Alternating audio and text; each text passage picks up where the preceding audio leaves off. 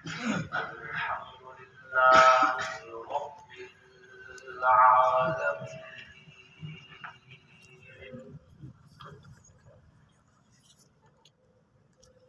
والصلاة والسلام على سيد الأنبياء والمرسلين،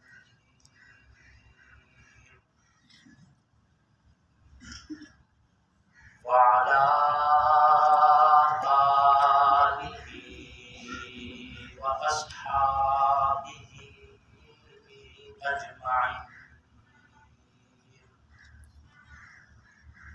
أما بعد، فأعوذ بالله من الشيطان الرجيم. بسم الله الرحمن الرحيم. قل إن كنتم تحبون الله فاتبعوني يحببكم الله.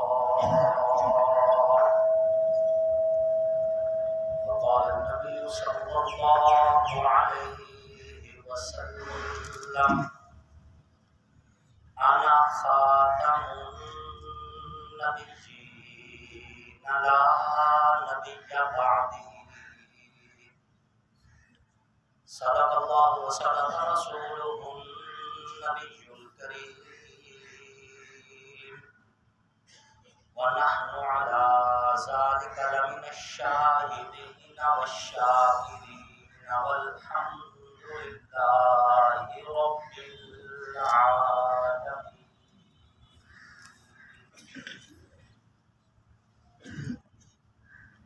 حضور آئے تو سب آفرینش پاک دنیا، اندھیروں سے نکل کے روشنی میں آ گئی دنیا. مجھے چہروں سے زنگ اترا، سوتے چہروں پہ نور آیا.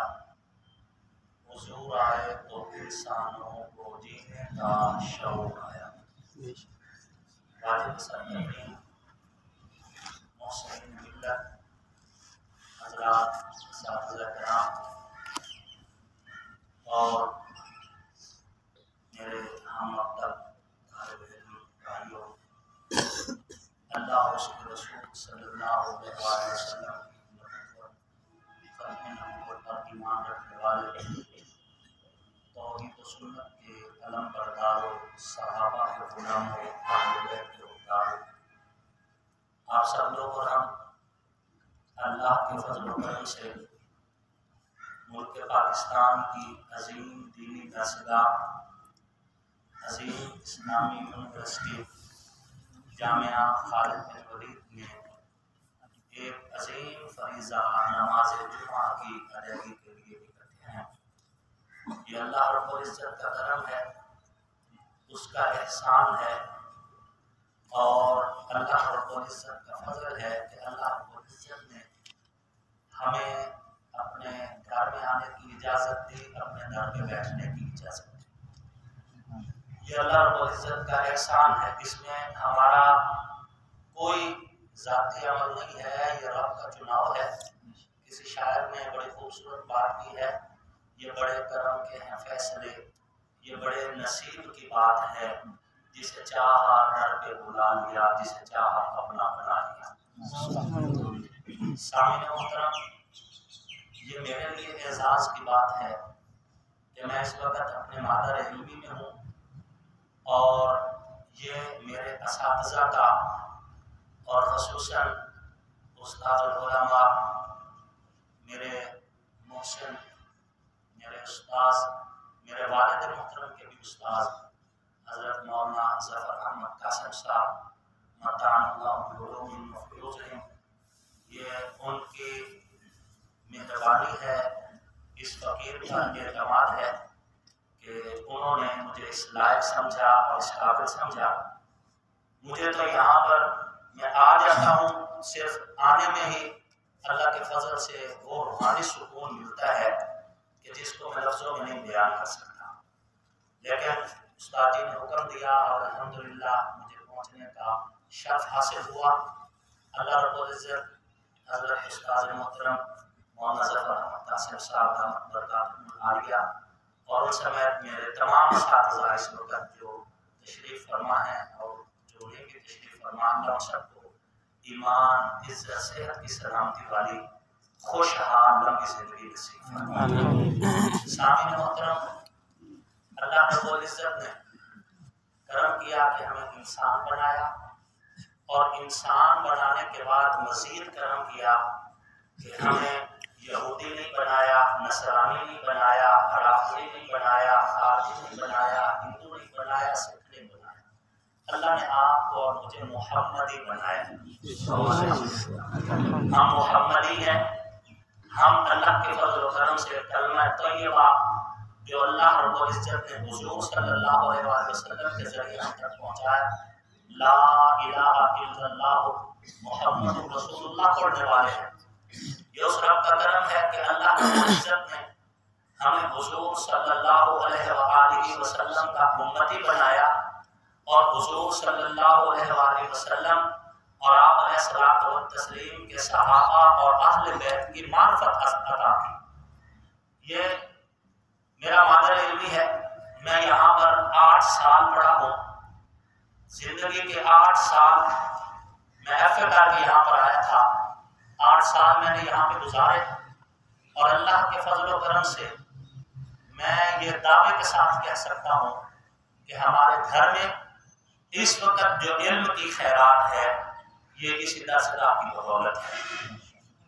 میرے سے پہلے میرے والد محترم مولانا مختار احمد سیال صاحب رحمۃ اللہ علیہ، ان کے پاس جو علم کی دولت پہنچی وہ بھی استاد محترم حضرت مولانا ظفر احمد قاسم صاحب دامت برکاتہم العالیہ ان کی مہربانی اور ان کے ذریعے سے پہنچے۔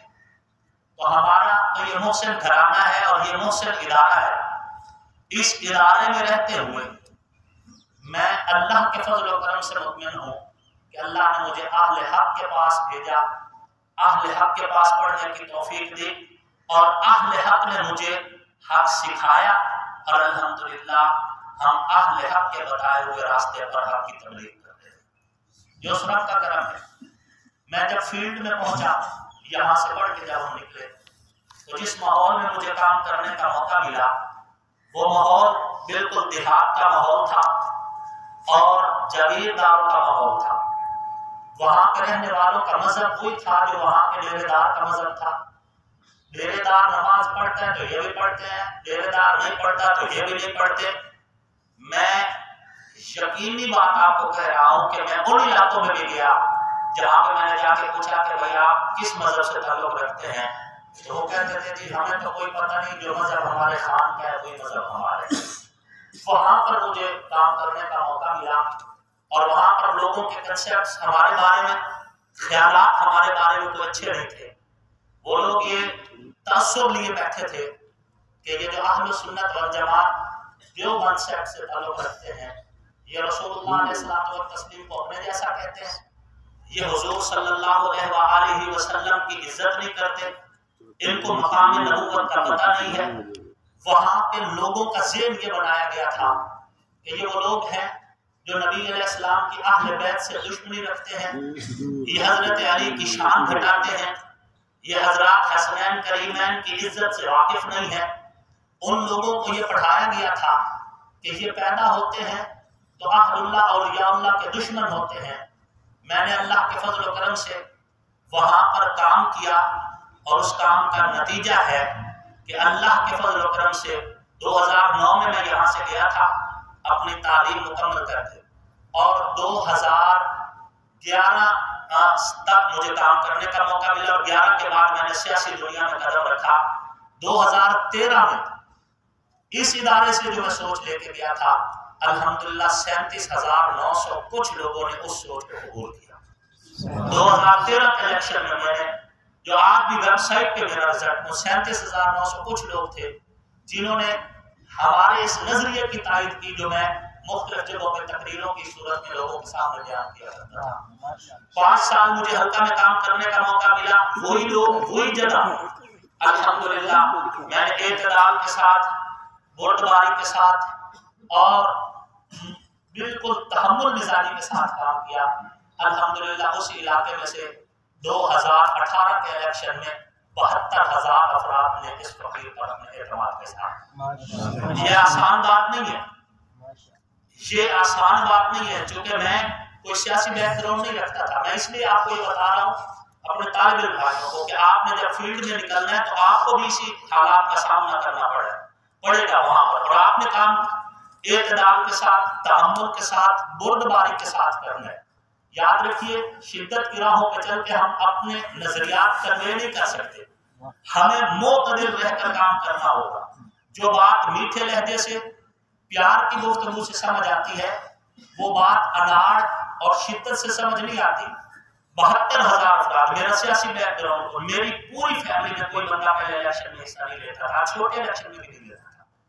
یہ اللہ کے فضل و کرم سے اللہ رب العزت نے کرم کیا اور اتنے لوگ میرے ساتھ جڑے. اور اب میں دعوے سے کہتا ہوں کل الیکشن ہو جائے میں 1.25 لاکھ سے زیادہ ووٹ حاصل کروں گا.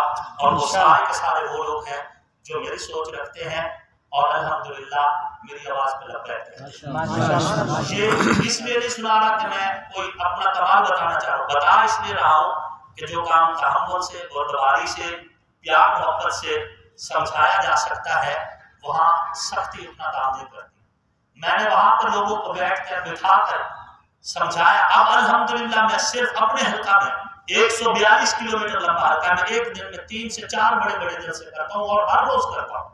اور 3 سے 4 بڑے بڑے جلسے جو ہے ہر سیکٹ کے لوگ اس میں مجھے سننے کے لیے آتے ہیں اور 2,000 2,500 کم از کم مجمع ہوا کرتے ہیں. ہم ان کو یہ بتا رہے ہیں کہ ہمارے اکابر کا یہ عقیدہ ہے کہ اللہ کے بعد اس کائنات میں سب سے اونچی ذات محمد رسول اللہ. ہمارے اکابر نے ہمیں یہی بتایا. میں اس درسگاہ سے جو پڑھ کے دیا ہوں وہ یہی پڑھ کے دیا ہوں کہ اللہ رب العزت نے جو عزت، جو عظمت، جو رفعت، جو شان، جو بلندی، جو مقام حضور صلی اللہ علیہ وآلہ وسلم کو دیا ہے، یہ مقام نہ عرشیوں کے نصیب میں آیا ہے نہ فرشیوں کے نصیب میں آیا ہے. یہ عزت نہ اولین میں سے کسی کے نصیب میں آئی ہے نہ آخرین میں سے کسی کے نصیب میں آئی ہے. یہ خاصہ ہے حضور صلی اللہ علیہ وآلہ وسلم کا. کائنات کے رب نے جس دن کائنات کو بنایا، اپنا ماسٹر پلان ترتیب دیا، اس وقت کائنات کے رب نے اس کائنات کی اعلیٰ چیزوں کو کشید کر کے ایک طرف رکھ دیا. پھر زمانے تبدیل ہوئے، کائنات کے اندر تغیر و تبدل ہوا. جو حضور کا حصہ تھا کائنات کے رب نے کسی اور کو نہیں دیا. مانگا بھی دیا پھر بھی نہیں دیا. حضرت موسیٰ کلیم علیہ الصلوۃ والتسلیم نے رب سے کہا اے کائنات کے خالق مجھے دیدار کروائیے. کلیم دیدار کیوں کرنا چاہتا ہے؟ اللہ بات تو ہوتی ہے ملاقات نہیں ہوتی. میں چاہتا ہوں میرے رب تو مجھے سامنے بٹھا، میں آپ کو دیکھوں آپ مجھے دیکھیں، ہم ایک دوسرے سے ہم کلام ہو. کائنات کے رب نے فرمایا کلیم لن ترانی، تو مجھے دیکھ نہیں سکتا، یہ تیرے بس کی بات نہیں ہے. حضرت موسیٰ کلیم علیہ الصلوۃ والتسلیم نے اصرار کیا. جب پیار محبت کے ماحول میں اصرار بڑھا تو فرمایا کہ کوہ طور کی طرف دیکھو. کائنات کے رب نے تجلی ڈالی. کوہ طور کے اوپر جب تجلی ڈالی نہ طور برداشت کر سکا نہ دیگر ماحول برداشت کر سکا. آسمان پہ تحریک ابھری، کلیم لا تأکل حق الیتیم، یتیم کا حق نہ کھا، میں نے اپنا دیدار محمد کی امانت رکھا ہوا. کائنات کی اعلیٰ چیزیں پہلے سے حضور کے حصہ میں رکھ دی گئی تھی. وہ چاہے اسم ہو، چاہے جسم ہو، چاہے سیرت ہو، چاہے صورت ہو، چاہے علم ہو، چاہے علم ہو، ہر چیز رہتا. اور مولانا محمد نافع محمدی رحمت اللہ علیہ رحماء بینہم کے اندر ایک بڑی خوبصورت روایت لے کے آئے. فرماتے ہیں کہ حضرت موسیٰ کلیم علیہ الصلوۃ والتسلیم نے اللہ سے دعا کی کہ اے میرے رب ابو بکر اور عمر کو میرا صحابی بنا. حضرت مولانا محمد نافع محمدی رحمت اللہ علیہ یہ روایت لے کے اے اللہ ابو بکر اور عمر کو میرا صحابی بنا. تو اللہ رب العزت نے فرمایا کلیم ضد نہ کر، میں نے ابو بکر اور عمر کو محمد کی امانت رکھا ہوا ہے. اللہ کا شکر ہے ہم تو اس پیغمبر کے امتی ہیں جو سراپا قرآن ہے. صحابہ خوش نصیب طبقہ تھے، قرآن کو پڑھتے تھے، حضور کی دیدار، حضور کی زیارت ہو جاتی تھی اور حضور کو دیکھتے تھے تو قرآن کی تلاوت ہو جاتی تھی. اللہ رب العزت نے حضور صلی اللہ علیہ وآلہ وسلم کو سراپا قرآن بنا کے. آپ علیہ الصلوۃ والسلام کا خلق ہوا القرآن. سیدہ کہنا سیدہ عائشہ صدیقہ سلام اللہ علیہا فرماتی ہے کہ پورے کا پورا قرآن حضور صلی اللہ علیہ وسلم کی سیرت سے، حضور کے اخلاق کا مظہر ہے. اور علماء اور ہمارے اکابر اسلاف نے بڑی خوبصورت بات کی ہے کہ حضور کی علمی سیرت کا نام قرآن ہے اور حضور کی عملی سیرت کا نام صحابہ ہے. حضور کی زندگی کو اگر عاقبت کی صورت میں کسی نے دیکھنا تو وہ قرآن دیکھے، قرآن پڑھے. اور اگر حضور صلی اللہ علیہ وسلم کی زندگی کو عملی طور پر پریکٹیکلی کسی نے دیکھنا ہے تو حضور کے صحابہ کو دیکھے. حضور کے صحابہ قرآن کی عملی تفسیر ہے. آپ دیکھیں نا قرآن پاک میں اللہ پاک نے کیا فرمایا کہ وہ ماتا لکم من النساء مثنی و ثلاث، کہ اپنی پسندیدہ 2 2 3 3 4 4 عورتوں سے شادیاں کرو. لیکن حضور صلی اللہ علیہ وسلم نے کتنی شادیاں کی؟ 11. صحابہ کرام کو آپ دیکھیں تو ایک بھی صحابی نہیں جس نے بیک وقت 11 شادیاں کی ہو. صحابہ کرام بیک وقت صرف 4 شادیاں کیا کرتے تھے. معلوم ہوا قرآن کی عملی تفسیر صحابہ کرام. حضور صلی اللہ علیہ وسلم کے اعمال کچھ جو حضور کے ساتھ خاص تھے، باقی اعمال جو امت کے لیے دین بنائے گئے وہ تھے جس پہ صحابہ نے عمل کیا. حضور نے بتایا صحابہ نے عمل کیا، وہی عمل آپ کے لیے ہے. اور یہی وجہ ہے کہ آپ نے فرمایا اليوم اکملت لکم دینکم واتممت علیکم نعمتی ورضیت لکم الاسلام دینا. اے پیغمبر کے صحابہ، آج کے دن ہم نے پورا کر دیا آپ کے لیے آپ کا دین، جس پہ آپ کو رسول اللہ نے چلایا ہم نے وہ دین مکمل کر دیا، اسی دین کو پورا کر دیا. آپ کے اور میرے لیے عمل وہی عمل ہے جو صحابہ کرام کا عمل ہے. جس پہ صحابہ نے عمل نہیں کیا اگرچہ حضور نے بھی کیا ہو تو وہ آپ کے اور میرے لیے دین ہے، وہ حضور کی خصوصیت ہے. مثال کے طور پر ایک کام ایسا ہے جو حضور نے کیا، صحابہ نے دیکھا کہ حضور نے کیا اور پھر صحابہ نے بھی وہ کیا تو وہ کام آپ کے لیے بھی دین ہے، میرے لیے بھی دین ہے. صحابہ نے دیکھا حضور نے نمازیں پڑھی، پھر صحابہ نے بھی اپنے دور میں پڑھی، ہم بھی پڑھ رہے ہیں. ایک کام ایسا ہے جو حضور نے نہیں کیا، بلکہ ایک کام ایسا ہے جو حضور نے کیا، صحابہ نے دیکھا کہ حضور نے کیا لیکن کسی بھی صحابی نے وہ کام نہیں کیا تو اسے نہ کرنا دین ہے. مثال کے طور پر حضور نے 11 شادیاں کی، صحابہ نے دیکھا کہ حضور نے کی لیکن کسی بھی صحابی نے بیک وقت 11 شادیاں نہیں. اب اگر کوئی کہے کہ چونکہ بخاری میں ہے تو ہم بخاری پہ عمل کرنے والے لوگ ہیں، ہم تو بخاری پہ عمل کریں گے تو میں بھی 11 کرتا ہوں. جب 5ویں کرے گا پہلی 4 بھی فارغ اور ایمان بھی، تو معلوم ہوا دین وہ ہے جو صحابہ کا عمل ہے. ایک کام ایسا ہے جس پہ حضور نے عمل نہیں کیا، صحابہ نے دیکھا کہ حضور نے عمل نہیں کیا لیکن صحابہ نے کیا ہے تو وہ عمل کرنا ہمارے اوپر لازم ہے. مثال کے طور پر حضور صلی اللہ علیہ وسلم نے پوری زندگی کے کسی بھی ماہ رمضان میں تراویح کے اندر پورا قرآن تلاوت نہیں کیا. پوری زندگی میں ایک بھی ماہ رمضان ایسا ہے جس میں حضور صلی اللہ علیہ وسلم نے تراویح کے اندر قرآن پاک کی مکمل تلاوت کی، ایک بار بھی نہیں. صحابہ نے دیکھا کہ نہیں کیا. آپ گھبرا گئے؟ وزیر اعظم کا حکم ہے کہ سب سے پہلے گھبرانا نہیں، اس لیے آپ گھبرائیں نہیں. بات صاف ہے، حضور علیہ السلام کے اس دنیاوی زندگی میں حیات طیبہ میں جو آخری رمضان آیا اس وقت تک پورا قرآن نازل نہیں ہوا تھا. حضور پڑھتے کیسے؟ قرآن تو مکمل ہوا ہجرت الوداع کے موقع پر، اليوم اکملت لکم دینکم واتممت علیکم نعمتی ورضیت لکم الاسلام دینا. اگلا رمضان آنے سے پہلے حضور پردہ فرما گئے تھے. صحابہ نے دیکھا کہ حضور نے پوری زندگی میں کسی بھی ماہ رمضان میں پورا قرآن تلاوت نہیں کیا، پھر بھی صحابہ کرام اپنے دور میں اپنے پورے دور میں تراویح کے اندر قرآن پاک کا ختم کرتے نظر آئے. تو آپ کے اور میرے لیے دین وہ ہے جو صحابہ کا عمل ہے. سمجھ آ رہی؟ بعض جاہل طبقہ یہ کہتے ہیں کہ یہ تراویح حضرت عمر کی بدعت ہے. یہ عمر کی بدعت ہے، حضور کے زمانہ میں تو تھی نہیں. اللہ تمہیں ایمان دے تو آمین. اللہ ان کو ایمان دے جو عمر کے اعتراض کرتے ہیں. اللہ تمہیں ایمان دے.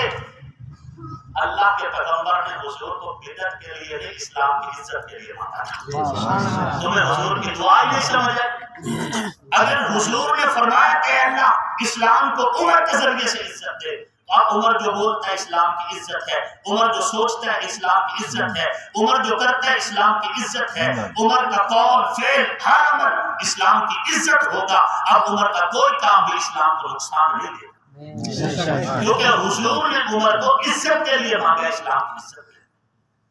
تو حضور کی زندگی کا علمی خزانہ جو ہے سیرت کا، وہ قرآن ہے، اور آپ خوش نصیب ہیں، اللہ نے آپ کو قرآن کے لیے قبول کیا۔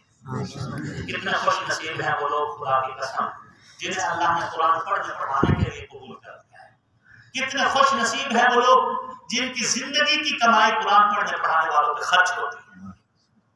یہ رب کا کرم ہے، یہ رب کا احسان ہے۔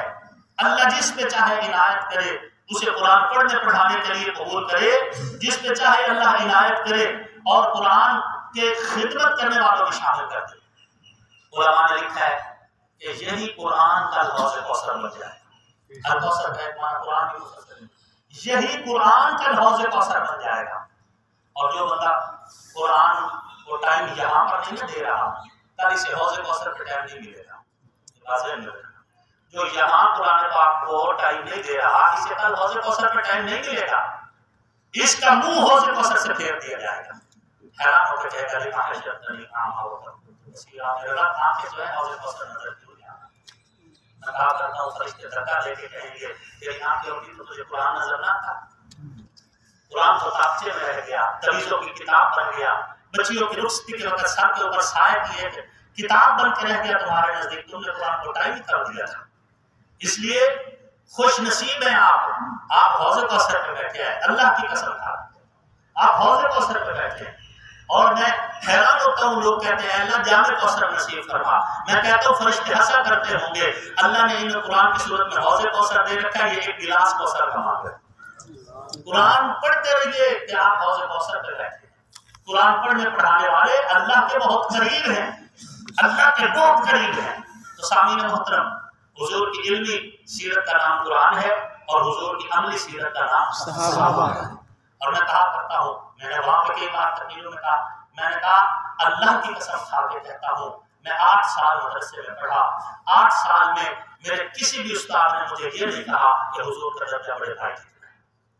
اللہ کے گھر میں تھا، مجھے اگر کوئی استاد یہ کہہ دیتا کہ حضور کا درجہ بڑے بھائی جتنا ہے، میں اسی دن کتابیں رکھ کے چلا جاتا، میں پھیریاں لگاتا، سر پہ چھاوڑی رکھتا، مزدوریاں کرتا، لیکن میں پھر یہاں نہ رہتا۔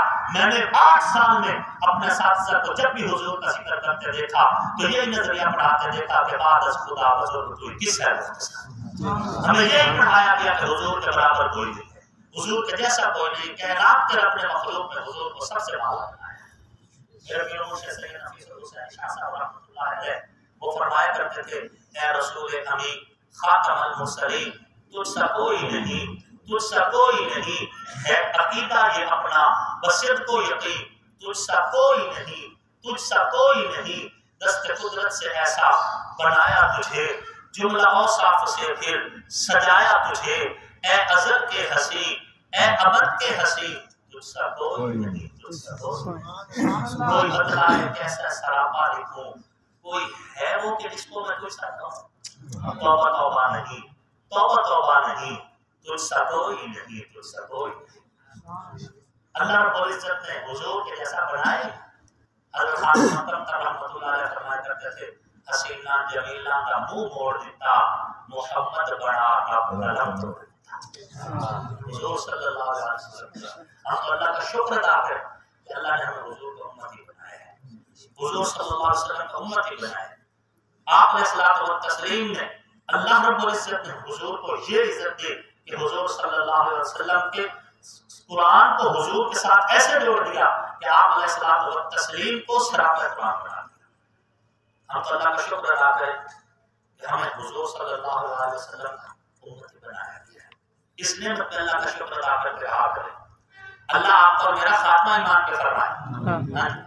اللہ رب العزت اسی خوشبودار عقیدے پہ آپ کو اور مجھے زندہ رکھے، اور اسی عقیدے پہ آپ کو اور میرا خاتمہ ایمان پہ فرمائے۔ ہم تو اس پیغمبر کے امتی ہیں جو بولتا ہے تو اس کا بولنا قرآن بن جاتا ہے، جو چلتے ہیں تو ان کا چلنا قرآن بن جاتا ہے، جو نیند کرتے ہیں تو ان کی نیند قرآن بن جاتی ہے۔ میں نے وہاں پہ پبلک کے اندر بہت سارے ایسے لوگوں کو ان کو یہی ذہن دیا، میں نے کہا کہ کوئی غلط فہمی میں نہ رہے، آنکھیں میری بھی دو، آنکھیں حضور کی بھی دو، میں بھی منہ سے کھاتا ہوں، حضور بھی منہ سے کھاتے ہیں، میں بھی ماں کے پیٹ سے آیا، حضور بھی ماں کے پیٹ سے آئے، میرے بھی بچے ہیں، حضور کے بھی بچے ہیں، مجھے بھی پسینہ آتا ہے، حضور کو بھی پسینہ آتا ہے. جب اتنی باتیں مشترک ہیں تو حضور میرے جیسے ہو گئے یا میں حضور کے جیسا ہو گیا؟ نہیں، اور اللہ کی قسم نہیں، حضور کے جیسا نہ اللہ نے اولین میں کسی کو بنایا نہ آخرین میں کسی کو بنایا. اور ہو بھی کیسے سکتا ہے میں بولوں تو منہ سے بدبو آئے، حضور بولے منہ سے خوشبو آئے، میں چلوں تو لڑکھڑا جاؤں، حضور چلے تو فرشتے آ جائیں، میں دیکھوں تو مجھے بعض اوقات سامنے نظر نہ آئے، حضور جیسے سامنے دیکھیں ویسے پیچھے دیکھیں، میں اشارہ کروں تو شاید کبا حرکت نہ کرے، حضور انگلی کا اشارہ فرمائے چاند سینہ کھول کے 2 ٹکڑوں میں تقسیم ہو جائے، میں گلیوں سے گزر جاؤں پتہ ہی نہ چلے، حضور گزر کے تشریف لے کے چلے جائے، گلی کی خوشبو خبر دے کہ محمد رسول اللہ کا گزر ہوا ہے، مجھے پسینہ آئے دنیا نفرت کرے، حضور کو پسینہ آئے دنیا شیشی میں بند کر کے بطور خوشبو استعمال. کون ہے حضور کے جیسا؟ کس نے کہا کہ حضور صلی اللہ علیہ وسلم کے ساتھ تقابل کیا جا سکتا ہے؟ یہ کیسے ہو سکتا ہے؟ الحمدللہ اس درسگاہ سے ہمیں حضور کا ادب سکھایا گیا ہے، ہمیں یہ بتایا گیا کہ اللہ رب العزت نے جو عزت عظمت جو علم جو حلم جس اعتبار کی عزت عظمت حضور کو دی ہے وہ کائنات میں کسی اور کے نصیب نہیں ہے. حضور صلی اللہ علیہ وسلم خود بھی اعلیٰ ہے، حضور کی نسبت بھی اعلیٰ ہے. میں اپنی بات کو ختم کرنے کی طرف چلتا اور مختصر کرتا ہوں، وقت کی کمی کی پیش نظر بات کر رہا تھا کہ حضور کی علمی سیرت کا نام قرآن ہے اور حضور کی عملی سیرت کا نام صحابہ ہے. علمی سیرت دن قرآن بھی 23 سال میں مکمل ہوا اور صحابہ بھی 23 سال میں مکمل ہوئے.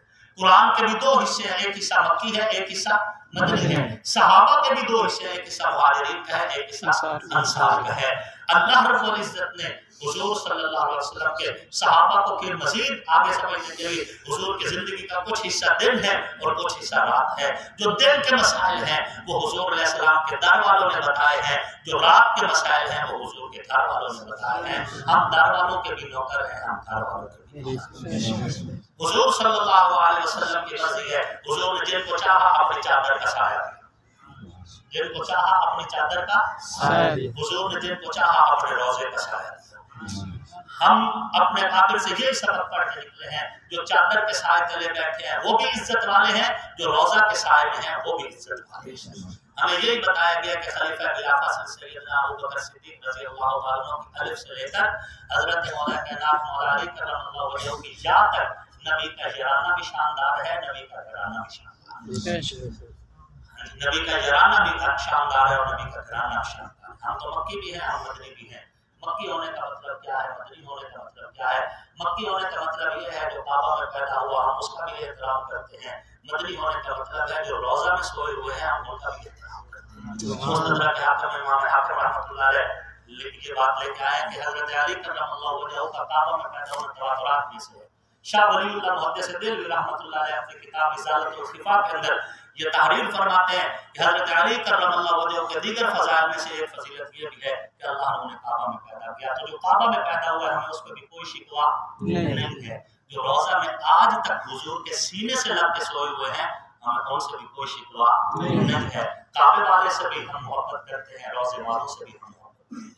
یہی ہمیں بتایا کہ حضور صلی اللہ علیہ وسلم نے فرمایا مرو ابا بکر فلیصلی بالناس، لوگوں جاؤ ابو بکر صدیق رضی اللہ تعالیٰ عنہ سے کہو کہ وہ مصلی سنبھالیں، نماز پڑھائیں امت کو، مصلی سنبھالیں. اپنی زندگی میں حضور نے اپنا مصلی خلیفہ خلافہ سے حضرت ابو بکر صدیق رضی اللہ تعالیٰ عنہ کے حوالے کر دیا. حضور نے جس کو مصلی دیا ہم اس ابو بکر کو سلام کرتے ہیں.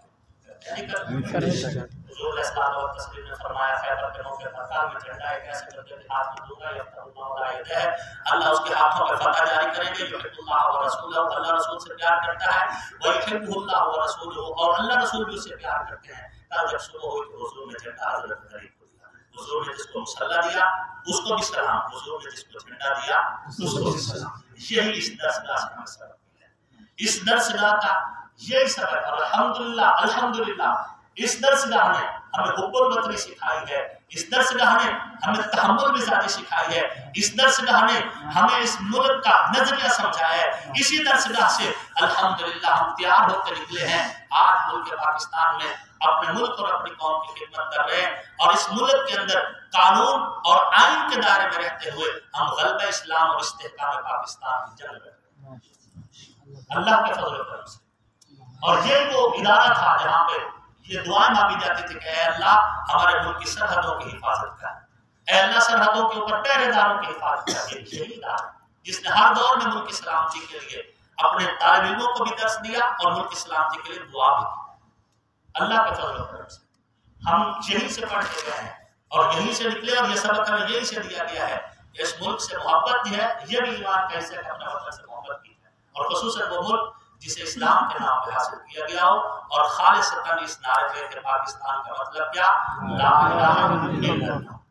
یہ ملک ہمارا ہے، اس کی فضا ہماری ہے، اس ملک سے محبت کرتے ہیں اور اللہ کے فضل و کرم سے کرتے ہیں، اور یہی بات ہمیں ہمارے قابل نے سکھائی ہے۔ اللہ کا کرم ہے، اس ملک میں امن، اخوت، بھائی چارہ، اعتدال، تحمل، برداشت کے حوالے سے ہم اپنا کردار پہلے بھی ادا کرتے آئے ہیں اور انشاءاللہ آئندہ بھی ادا کرتے رہیں گے، اور حضور صلی اللہ علیہ وآلہ وسلم کی محبت کی خوشبو، آپ علیہ الصلوۃ والتسلیم کے یارانے سے محبت کی خوشبو، حضور صلی اللہ علیہ وآلہ وسلم کے سارے گھرانے سے محبت کی خوشبو الحمدللہ پورے ملک میں پہلے بھی پہنچا رہے ہیں اور آئندہ بھی انشاءاللہ پہنچاتے رہیں گے۔ اللہ رب العزت آپ کو اور مجھے ایمان، عزت، صحت کی سلامتی والی زندگی نصیب فرمائے، اور اللہ رب العزت دین کے اس عظیم درسگاہ کو قیامت کی صبح تک آباد فرمائے، یہاں پڑھنے پڑھانے والوں کو اللہ رب العزت قبول فرمائے، اور اللہ رب العزت ہمارے استاد محترم، استاد العلماء حضرت مولانا ظفر احمد قاسم صاحب متعنا اللہ بعلومہم وفیوضہم کو ایمان، عزت، صحت اور خوشحالی والی لمبی زندگی نصیب فرمائے، اور ان کا سایہ قادر ہمارے سر پر قائم اور دائم رکھے۔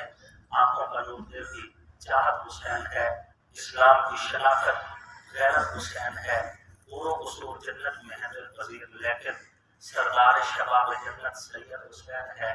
دنیا میں احترام کے لائق جتنے لوگ ان محترم نفوس میں شامل حسین ہے، جس نے زبان چوسی محبوب کبریا کی، وہ خوش نصیب کامل مرشد حسین ہے۔